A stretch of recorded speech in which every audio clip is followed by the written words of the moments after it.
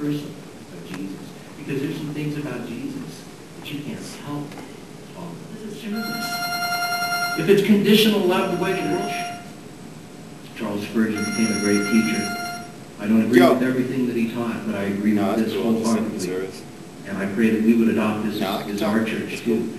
I was so for it, and neither do you. If it's not radical.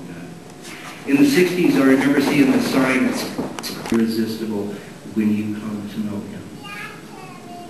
I grew up in a house at verse 6, it said, verse 6, it said, verse 6, it said. And if it weren't for the fact that I know that Jesus Christ took me to say and all the right things to do. I gotta go. You never fell in love with Jesus Christ.